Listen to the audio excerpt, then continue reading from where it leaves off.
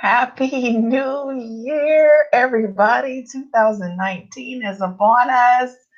Yes, I'm super excited about this year. So I wanted to pop in, get back, reconnect with everybody. It's been a few weeks. I took the last couple weeks off, really truly trying to get myself prepared for all of the amazing things that are in store. When I looked around my office and I did year-end meetings with clients and things like that, and I was really just, one of the things they say is you can't rest on your laurels. But when I looked back over everything that I personally had accomplished in 2018, everything that my clients had accomplished in 2018, that my friends were able to accomplish in 2018, things that I've been able to be a part of in 2018, I was like, yeah, it was a really great year. And then I looked at what I had slated thus far for 2019, and I was just like, it's about to be epic. We are going to absolutely 100% crush everything that was done last year and make it look like it was nothing. When I set out last year, I was thinking back to what my goals were, and when I set out in 2018, my goal was to uh, impact the lives of 1,000 women. And I thought, when I set that goal, I thought, gosh, that's a lot in one year. That's a lot. And so we kicked off our Raising the Bar campaign early last year, and we did the laser coaching program for Raising the Bar. And most of the women who went through Raising the Bar stayed with me throughout the year in various other coaching programs that I have. And in fact,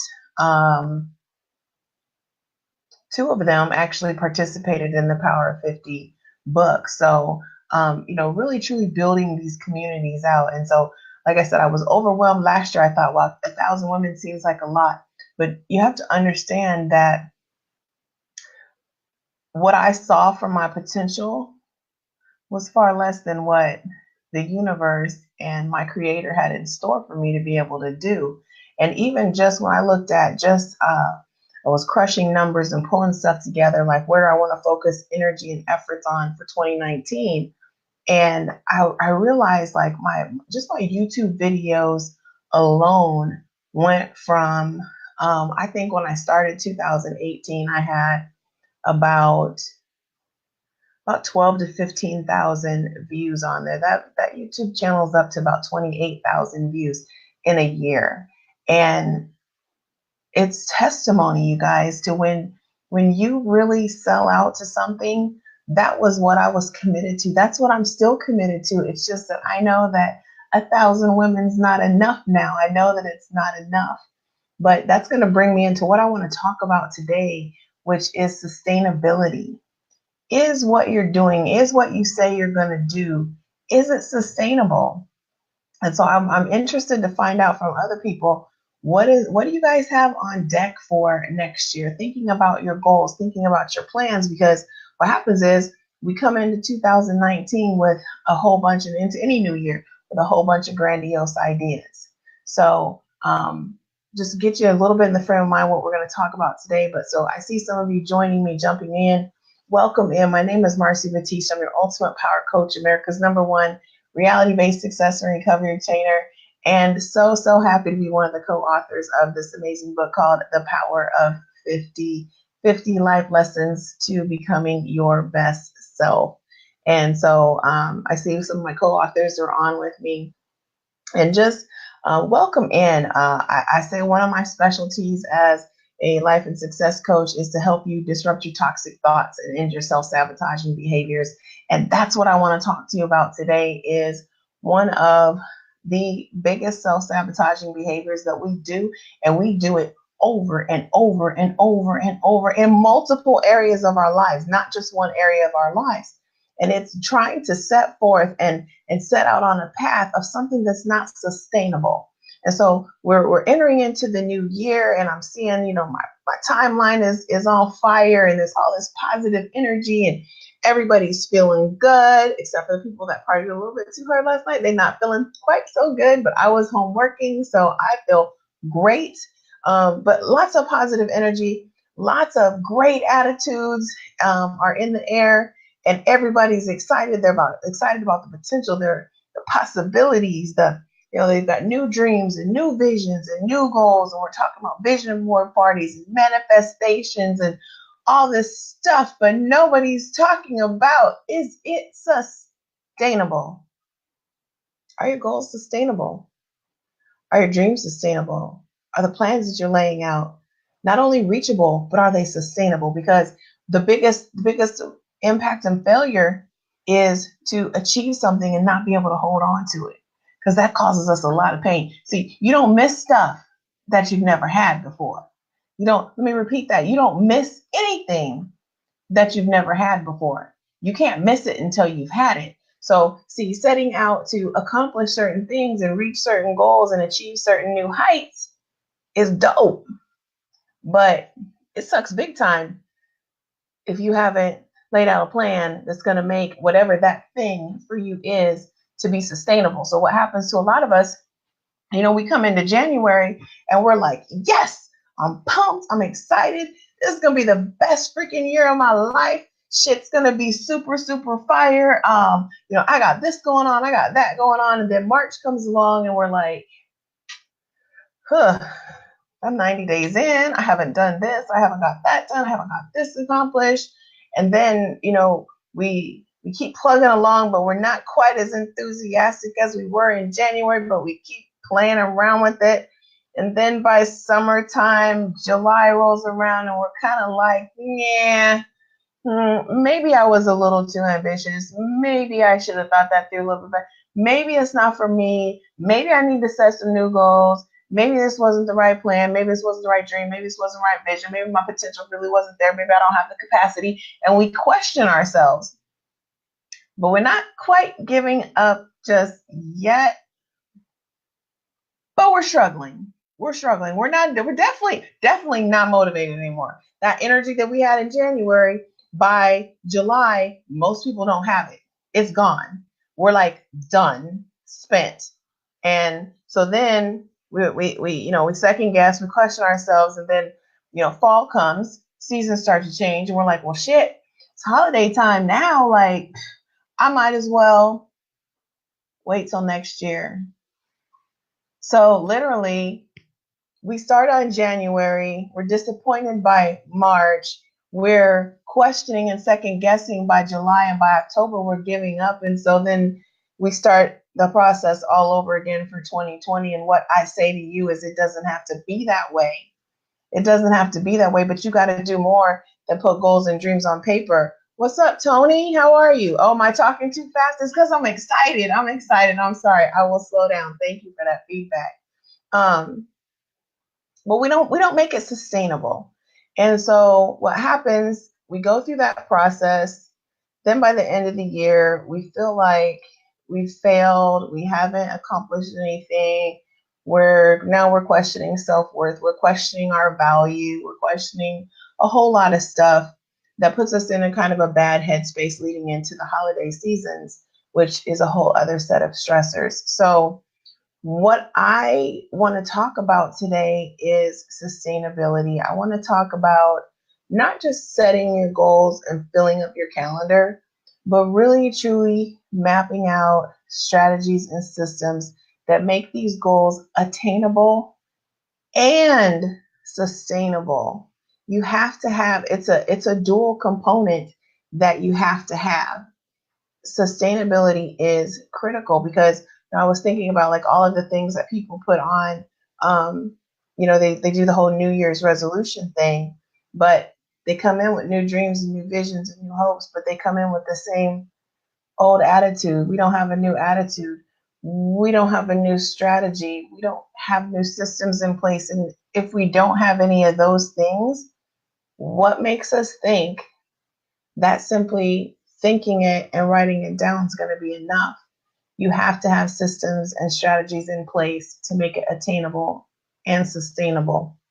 And so I was thinking about some of the areas that where people really tend to kind of get hung up on some of this stuff. And I was thinking about, a lot of times we enter into, and I was talking to a friend of mine about relationships and about how people get into relationships. And it was a male friend, and we were talking about past relationships and that sort of thing.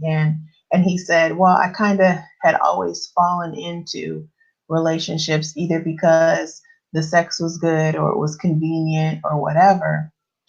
But when we look at that, you can have the greatest sex on the planet. It can be absolutely like skyrockets going off. But if you don't have anything beyond that, it's not sustainable. You can't let that convert into what you think is going to be a relationship. It's like when people set forth, what's up, Donovan? Hey, honey. People set forth and they spend thousands of dollars planning these elaborate weddings and buying these gorgeous gowns and these tuxedos, and they got all their friends behind them, and they do this whole big wedding thing. But they spent so much time, so much money, so much emotion, so much energy planning the wedding that a lifetime of commitment is not sustainable because they didn't think that through. They didn't think the sustainability part through. They thought through the wedding day. They thought through the fun parts, the good stuff. But you can't build a life just off of wedding cake and fun and champagne. But that's what many people go into marriages thinking, like, let's plan this great wedding, and like we're worried about the ring and the image and all of this. And then sometimes you even get to the point where you kind of know, like, this probably probably shouldn't do it. We do it anyway because we've committed to it. Invitations have gone out. We spent the money, whatever. And I'm gonna testify. Like, y'all know, like, I'm so honest with you. Like, I got married for the wrong reasons. And it took me 18 years in this relationship before I self-corrected and righted that ship and found me again. But by then, so much time was lost, so much energy was lost, so much of myself was lost that it was really, really a struggle to recover from that. And so the sustainability piece, people go out and they say, I got this new job and it's going to be this and it's going to be that. But you don't have anything in place to sustain it. So what good is a job if it doesn't convert to a career, if you can't build wealth off of it? Like, where's the sustainability factor? Where is that? We save up to buy houses, and our whole life we're like, oh gosh, like I can't do this because I'm trying to buy a house. I can't do that because I'm trying to buy a house. And you get this house and it's beautiful and you get your keys and you're excited for a little while, and then 5 years down the road things start breaking, but you didn't have a plan in place for maintenance. You didn't have a plan in place for what happens if there's a natural disaster. You didn't have a plan in place. So it's not sustainable. Those levels of joy, those peaks of happiness, see, it's one thing to shoot up and skyrocket up, but if you're not doing the foundational stuff to make it sustainable, this part, no matter how fun it is, no matter how good it feels, it's really just kind of a waste of time. Same thing with your goals. It's the same thing. People all the time get these fancy cars. Like, I know for me, one time I wanted a Range Rover, and I just had it in my head. It was when the little baby like Range Rovers first came out, and I still lived in Iowa at the time. Man, you couldn't tell me nothing. I wanted a Range Rover. I wanted that Range Rover. I wanted it so bad. Like, I couldn't see nothing else. I couldn't taste nothing else. That's all I wanted was this Range Rover. And my mom said to me, she was like, do you know how much those things cost if it breaks? Because it was used. Because, I was young. I couldn't afford a brand new one. I was like, I don't know. And she made me go on and look at how much maintenance costs were, how much tires were, how much. And she was like, so if something happens to it, can you afford to fix it? Or is it going to sit in the driveway and be super cute? Needless to say, I ended up with a Chrysler Pacifica and not a Range Rover, because the Range Rover for me at that point in my life, there was no sustainability with it. And I rode that Chrysler till the wheels fell off, let me tell you. But just a teachable moment where, sometimes we all need people in our lives that pull us back and say, you know what? I think your ideas are really great. I think what you want to do is phenomenal. I support you 100%. I support you wholeheartedly. But let's think this through. Let's make sure that the idea isn't just a good idea. Don't think that let's make sure that it's not just a great idea for right now, but that this is going to be an idea that is sustainable, that you can hold on to this, that you can do this a long time. One of the things that one of my mentors says to me all the time, he said, whenever I'm looking at new business lines and things like that, he said to me, I'll never forget this. He still says it to me sometimes when I'm better about thinking some of my stuff through before I take it that far. But he always says, can you see yourself doing that when you're 60? Can you see yourself doing that when you're 70? Can you see yourself doing that when you're 80? That's sustainability. Because what happens, we build all this stuff up, but then we don't have a plan to keep it going. And so here's one of the things, like when I turned 50 and I said to myself, the next 50 has to be way better, way more magnificent, way more phenomenal, way more love inspired than the first 50, because you bumped your head, you fell down, you scraped your knees, you got your lip busted, you got your eyes black and blue, like you went through it. Like let's not do that again. Let's not do that again. Let's make sure that this next 50 are things that are going to be sustainable for a lifetime. And then to take it one step further, I said, you know what? My lifetime's not long enough. Lifetime's not long enough. I said to myself, I want something. Thanks, Tony. I want something that's going to leave a legacy. I want to do something. So, like, remember at the beginning, I told y'all when I started out last year, I wanted to impact the lives of 1,000 women. We crushed the hell out of that goal. We're like at, I don't know, 18, 20,000. That's not enough. Because see, what that showed me was when my goal was, my mentality was 1,000, my capacity was multitudes of that. So now it's not just enough to impact them while I'm here. I want to leave a legacy that helps when I'm gone. I still have my mission statement, my personal mission statement. I have it on my wall. I see it every single day in my office. It's like right there. And that is to lead with my heart, to love with my head, and to leave a legacy that my daughters can be proud to say, that's my mama. This is what she stood for. This is who she was. This is what she left to the world. So it's not just impacting while I'm here isn't enough, because I see I have a capacity to do far more than that. And so when I came up with the concept for the power of 50 for the book, and I said, I want to work with these 50, I want to find 50 women and tell their stories of triumph, to tell their stories of the things that they've overcome, the things that they've been able to accomplish, despite what many would say were insurmountable obstacles. We've proven time and time and time and time and time again, it's not insurmountable. We can get over it. We can move beyond it. We can succeed beyond those limitations. We can excel past anybody's expectations of us. We've proven that. And I said, I want to find 50 women, but I'm going to do one post, and I'm going to find out who's in this with me, who's ready to leave a legacy.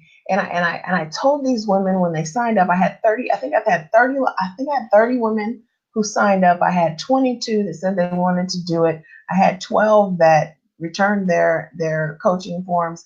And I had 7 women besides myself that said, you know what? I'm sold out. I see the vision. I'm ready to leave my legacy. I'm ready to reach back and help someone else. And that's why I say we're sharing love and life lessons to inspire a generation. Like, I don't want to just impact you here and now. I want you to be impacted long after I'm gone. This book will be here. And I tell my coaching clients all the time, my author coaching clients all the time. Like once you put it in writing, once you have it in a book, are you serious right now? It's here forever. It's here forever. It's a constant reflection of who you are, what you stood for, and what you gave to the world. That's sustainability. That's sustainability. But it doesn't happen by itself. And you don't do it alone. You don't do it alone. And I've got my close friends know like I'm such an independent person to my own detriment at times. And I constantly have to be checked by them, sometimes by myself, sometimes by my mentors. People who love me will be like, and if I could tell you, I swear to God, I had this conversation with someone the other day. They said, "You're not, Marci, you're not alone. You're not in this alone. You don't have to do it by yourself." But see, I'm so used to operating in a space by myself. But what I realized is that in order for me to truly have this legacy, be what it can possibly be, I can't do it alone. It's not sustainable for me to try and do it alone. I'm not supposed to do it alone. And so part of what I had for my goals and things like that, it was all, bye Tony, it was all things that I was just like, yeah, I can do this, I can do this, I can do this, I can do this. Like, but then it was just like, I'm overwhelmed by all of it. They're great ideas. Hey, Earl, how are you? Happy New Year, sweetheart. Um, they were great ideas, but they'll still be great ideas if I get some help. They'll still be great ideas, and the legacy will be greater. The impact will be more substantial. And more importantly, all of it foundationally will be sustainable. But you have to have that in place. You have to have strategies in place. You have to have a team in place. You have to have things that you know what your roadmap looks like. And I tell my clients, I tell myself all the time, never be afraid to course correct. Never be afraid to course correct because we're constantly learning, we're constantly growing, we're constantly discovering new things about our journey. We're constantly discovering new things, like I did, about my capacity. And every time we stretch ourselves and we trust to walk in that new level of greatness, that new level of capacity, as soon as we begin to walk in that, guess what? Something else is given to you. Something else is gifted to you. And I'm a firm believer. I'm living proof that every single time I let go of the wheel, it happens. And people come into my life. They're sent into my life to help me build this legacy. Not just for me, because here's the thing. They're all building their own legacies simultaneously as a result of this mission that we're on together. And so when I look at the Power of 50 community, which if y'all are not part of that, it's available on Meetup. I need to add a link in here, but the Meetup group is set up, and our first meeting is going to be in January. But this is all part of it, you guys, and building the team around you and making sure that you have strategies and techniques in place. So while I applaud everyone who has sat down today in the past few weeks or has it on your to-do list for this week to sit down and write out excuse me, your goals and your objectives, I applaud you. But I implore you as well, make them sustainable. Make sure you have strategies in place. Make sure you have systems in place. Make sure you surround yourself with people that will not only cheer for you, but that will check you. Okay? Because if you're surrounded, I've seen too many people that are surrounded by cheerleaders. and they're not reaching their capacity. They're nowhere near their potential because they're busy resting on the applause instead of allowing themselves to walk in the stretch. You have to be willing to walk in that stretch because to whom much is given, much is required. That's true, without a doubt. But you will not be given more until you've been proven a good steward of what you have. And so that's what walking in that stretch is all about. That's why when you walk in that stretch, you walk in that space of discomfort, but you know damn good and well that in the middle of it, you know you can feel yourself growing. You can feel yourself being stretched. You can feel your spirit being tested. When you learn to walk in that stretch, you're becoming a good steward. You're becoming a good steward. And when you're a good steward of what you have, much more will be given to you. Because see, your gifts and talents aren't for you, yours to keep, they're for you to share. And so the more gifts that you have, the more talents you have, the more skills that you have, the more times that you really put forth to set out and explore these things and to become a master at some things. Guess what? More things are going to come to you. You're going to get better. It's going to get easier. It's not always going to feel so tough. And I was talking to a friend of mine. We were talking about struggle. We were talking about how, you know, there have been some challenges. I know for me, when I went into entrepreneurship, baby, I had on freaking rose-colored glasses. Okay. And I've shared with you all through this past year, like, learning experience after learning experience, creative finance, creative budgeting, creative this and creative that, walking in that stretch, you guys, walking in that stretch. And so, although we don't want the struggle to last too long, you have to make sure that you make an investment to discover what is the lesson. When we talk about those 50 life lessons for becoming your best self, every single time you go through something, you're going to, once you come out on the other side, if you learn a life lesson, you didn't go through it, you grow through it. That's what happens. Learn to walk in the stretch. Learn to create things that are going to be sustainable. Not because it's going to get you a big round of applause, because a lot of the things that you do that makes you the dopest, nobody else ever sees them. Nobody sees what goes on behind the scenes. Nobody sees the cut room scraps. They just see the highlight reel. But the real shit happens in the cut room. That's when you see the real. That's when you see the raw. That's when you learn. That's when you grow. That's when you learn to walk in the stretch. That's when you learn to manifest and receive in abundance, to maximize your capacity, because your legacy is waiting for you, baby. You was born into a promise. You were born for prosperity. It's waiting for you. But it's up to you to create the strategy. It's up to you to develop the team. It's up to you to have the systems in place in order for you to walk in the stretch and to manifest everything that has been promised and given and gifted to you. So that is my message for you guys today. It feels really good to be back on and in. And I mean, when I tell y'all 2019, I'm walking in the stretch. I'm walking, I'm stretching, I'm growing, I'm learning, I'm loving, and it's going to be epic. Okay. It's going to be epic. When we talk about that custom fitted life, when I tell you on the cusp of greatness, baby, trust and believe what I tell you. Okay. Don't believe me, just watch. Ain't that what Bruno says? All right.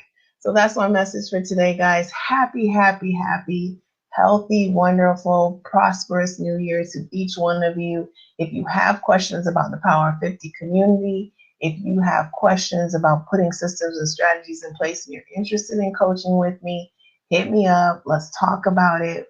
We can do a call and really, really, truly go from there. Earl said if they keep their vision on God's way, they'll see the dream. Absolutely. You're going to see the dream. You're going to see the vision. You're going to be able to manifest it. And then one last thing before I go, those of you who follow me may have seen I've got 6 spots. Well, now I have 5 spots available for my 90-day author coaching program. So y'all see we took the Power of 50 from a group of women who just believed in my vision into bestsellers in 59 days. So when I don't, y'all know I don't play. I don't put nothing out there that I can't stand behind, that I can't back up, that I can't prove. So we've got witnesses, we've got testimony. It was #1 new release on Amazon for 7 days straight. Hit the #1 bestseller in 3 different categories. So an amazing book, an amazing, powerful compilation of testimonies, life lessons, and stories. And so there are, like I said, there's 5 slots left. I just signed up a new client for the program before I got on this live. So there's 5 slots left. You can hold your spot between now and January 31st. You can hold your spot for 2019 for $250 deposit. If you have questions about it, you can either go and shoot me an email to info@ultimatepowercoaching.com. Let me see if I can put that on there. I don't know if I can do this or not. Maybe not. You can either shoot me an email, you can inbox me, whatever. Let's get together. Let's talk. Let's come up with a plan and get you out there walking in your stretch, walking in your purpose. Let's give them something to talk about, because I don't want nobody who works with me to be in October feeling some kind of way, like they're giving up and they're ready to just wait for 2020, because we're about to crush it in 2019. All right, that's it, guys. Have an amazing day, and I will talk to y'all later on in the week. Take care.